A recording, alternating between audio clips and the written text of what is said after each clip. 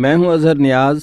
پیش خدمت ہے واصف علی واصف کی کتاب حرف حرف حقیقت۔ آج کے چیپٹر کا عنوان ہے انسان اور انسان۔ اللہ کی تلاش کرنے والے انسانوں کی راہوں سے گزرتے ہیں۔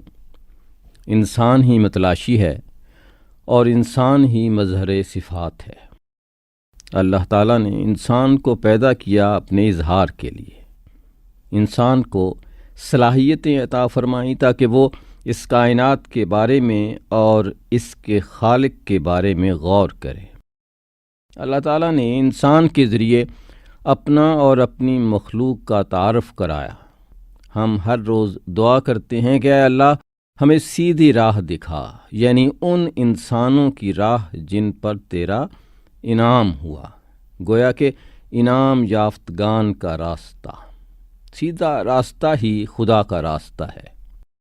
وہ لوگ جو انسان کو چھوڑ کر یا انسان سے منہ موڑ کر خدا کی تلاش کرتے ہیں کامیاب نہیں ہو سکتے۔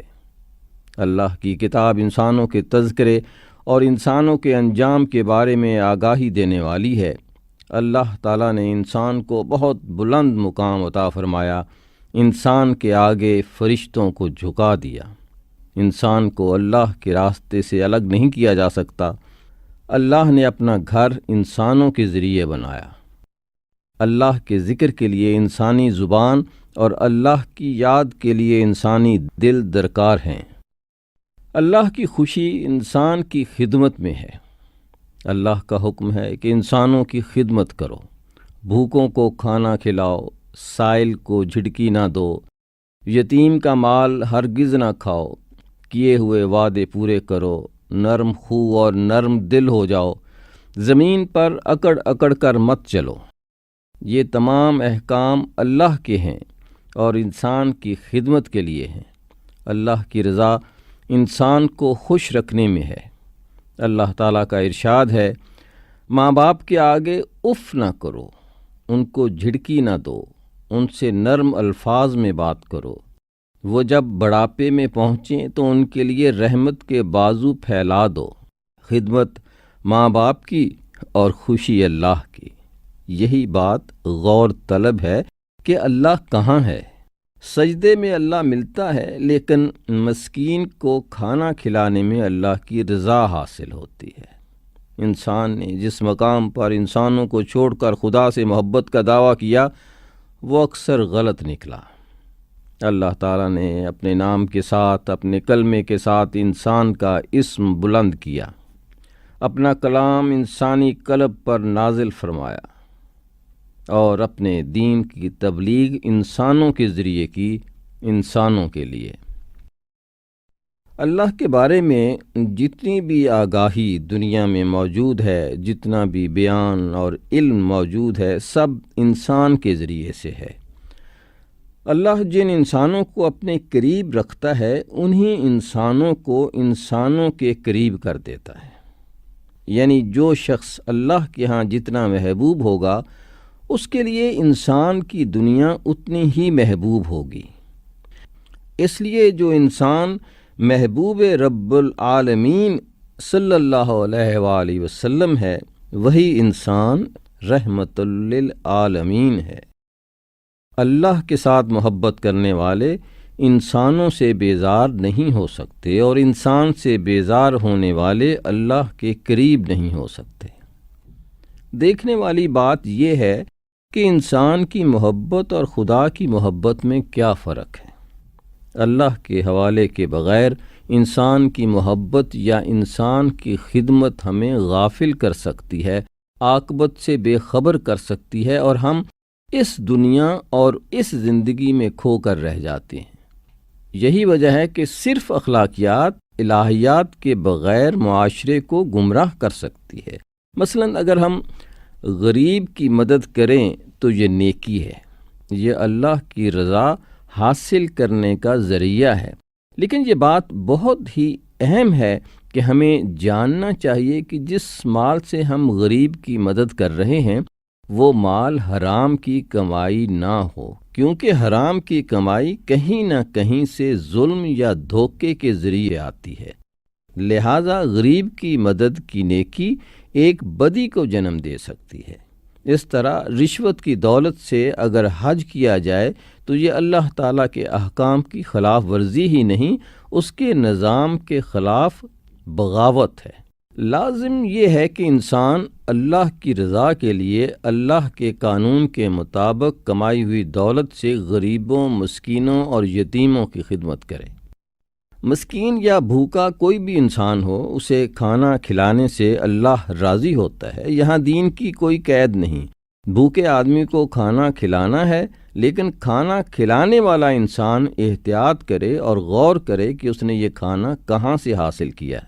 ناجائز کمائیوں سے بنے ہوئے محلات پر لکھ دینا کہ یہ اللہ کے فضل سے بنا ہے، ایک ظلم ہے۔ اللہ کے ہاں انسانوں کے تذکرے ہیں۔ جب ہم اللہ کا ذکر کرتے ہیں تو اس کے اپنے ارشاد کے مطابق وہ ہمارا ذکر کرتا ہے۔ اللہ تعالیٰ کے ہاں انسان کی کتنی اہمیت ہے، اس کا اندازہ لگانا مشکل ہے۔ ساری کائنات کی وسیع و عریض تخلیق میں سب سے اشرف مخلوق انسان ہے۔ انسان کا مقام یہی ہے کہ اسے احسن التقویم بنایا گیا ہے۔ اگر انسان کا دل توڑ دیا جائے تو اللہ ناراض ہو جاتا ہے۔ کسی انسان کو حق سے محروم کر دیا جائے، اللہ کو ناپسند ہے۔ جو زمانہ اللہ کی منشا کے مطابق ہوتا ہے وہ انسان کی سرفرازی کا دور ہوتا ہے، انسان کے حقوق کے تحفظ کا دور ہوتا ہے، انسان کی عزت نفس کے لحاظ کا زمانہ ہوتا ہے۔ انسانیت کی عزت ہی خدا کے احکام کی بجا آوری میں ہے۔ نیکی دراصل انسانوں کے ساتھ نیک سلوک کا نام ہے۔ خالی نیکی تو کوئی نیکی نہیں۔ ہم نیکی انسانوں کے ساتھ کرتے ہیں، انعام اللہ تعالیٰ سے ملتا ہے۔ ہم غریب کی خدمت کرتے ہیں، سخاوت کی منزل پاتے ہیں۔ غریب انسان ایک لحاظ سے محسن ہے کہ وہ سخی ہونے کا موقع دیتا ہے۔ اگر اللہ کی طرف رجوع ہو تو لوگ غریبوں کو ڈھونڈ ڈھونڈ کر ان کی خدمت کریں، ان کی مدد کریں۔ عبادت اس مقام پر نہیں پہنچا سکتی جہاں غریب کی خدمت پہنچاتی ہے۔ اللہ تعالیٰ نے زکوٰۃ کا حکم فرمایا غریب کے لیے۔ اللہ کے پاس زمین و آسمان کے خزانے ہیں، وہ مالک ہے، وہ خود عطا کر سکتا ہے، پھر زکوٰۃ کی کیا ضرورت ہے؟ اللہ تعالیٰ نے انسان کو حکم دیا کہ وہ اپنے جمع شدہ مال میں سے غریب بھائی کی خدمت کرے، اور وہ پیسہ جو سنگ دلی پیدا کر رہا ہے وہ فراخ دلی پیدا کرے۔ نظام خیرات، صدقات اور بیت المال سب غریبوں کے لیے ہے، تاکہ وہ لوگ جو زندگی کی دوڑ میں پیچھے رہ گئے ہوں ان کا ہاتھ پکڑ کر ان کو بھی ساتھ چلا دیا جائے۔ ورنہ اس چند روزہ زندگی میں سفر تو سب کا کٹ ہی جائے گا، اور پھر اس کے بعد ایک ایسا دور آئے گا، ایک ایسا دن ہوگا جب انسان سے پوچھا جائے گا کہ اس نے اللہ کی دی ہوئی نعمتیں کس طرح استعمال کی، اس نے انسانوں کے ساتھ کیسا سلوک کیا۔ ہماری نیکیاں انسان کے ساتھ، ہماری بدی انسان کے ساتھ، یعنی نظام ثواب و گناہ انسانوں ہی کے ذریعے سے مرتب ہوتا ہے۔ اگر ہمارے علاوہ دنیا میں کوئی اور انسان نہ ہو تو ہمارے لیے نہ کوئی جزا ہے نہ سزا۔ ہم جمادات و حیوانات میں سے ہو جائیں، انسان کے دم سے ہی رونقیں ہیں۔ اللہ کے نام پر انسانوں کے ساتھ سنگتیں بنتی ہیں، اللہ کے خوف سے انسانوں کے ساتھ نیکیاں کی جاتی ہیں۔ یہی خوف الہی ہمیں گناہوں سے بچاتا ہے۔ ہم دوسروں کے حقوق پامال نہیں کر سکتے، اس لیے کہ ہم اللہ سے ڈرتے ہیں۔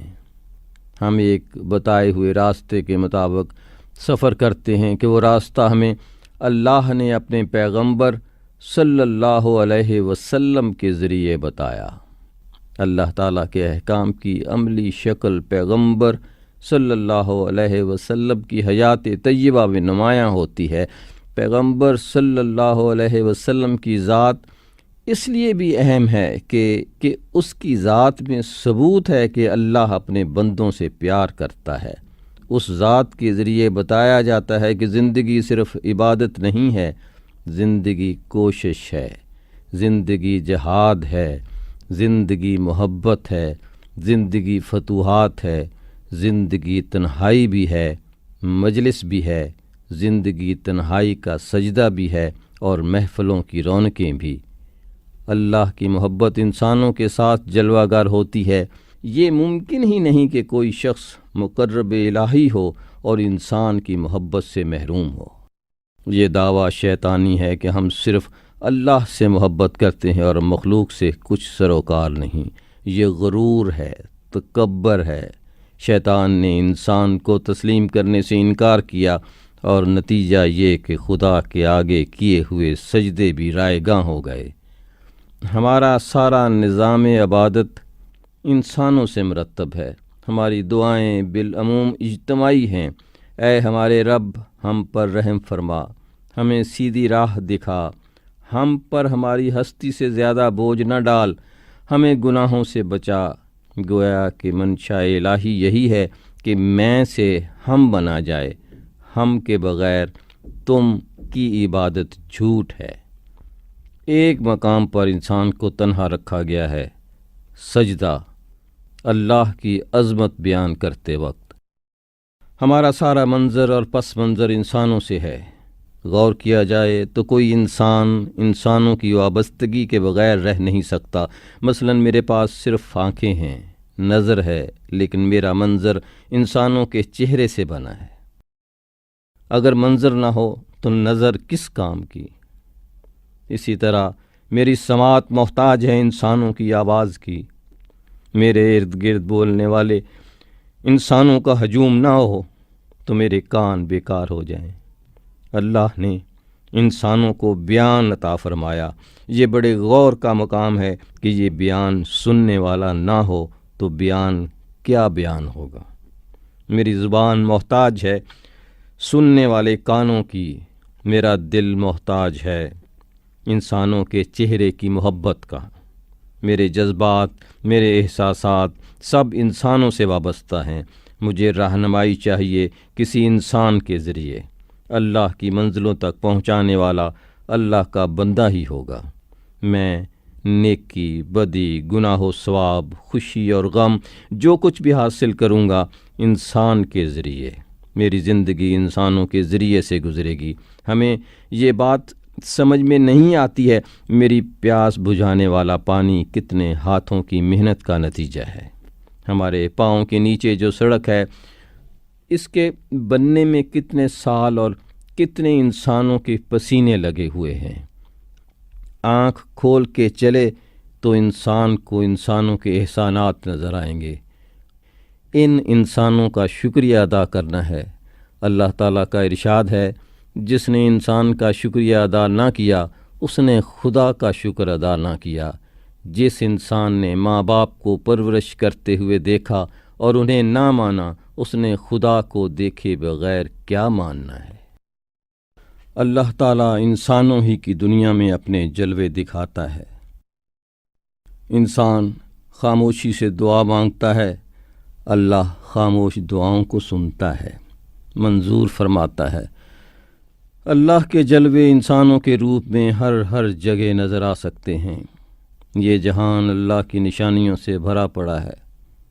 اللہ کے بندوں نے اللہ کی یاد کے چراغ جلا دیے اور ان چراغوں کی روشنی میں آنے والے انسانوں کو نئی منزلوں پر چلنے کی توفیق دے۔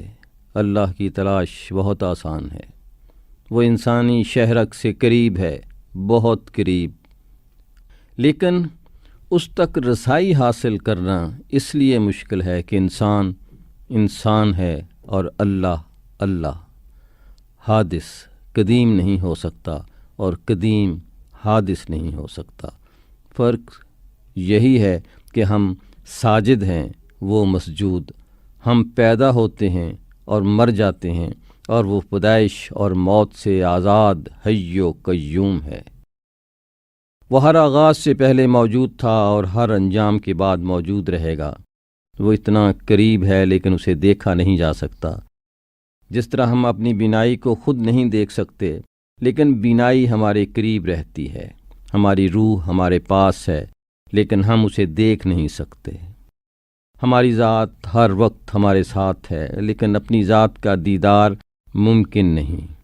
سمندر میں رہنے والی مچھلی سمندر کو دیکھ نہیں سکتی، پانی سے نکلے بغیر سمندر نظر نہیں آتا، اور پانی سے نکلے تو مچھلی نہیں رہتی۔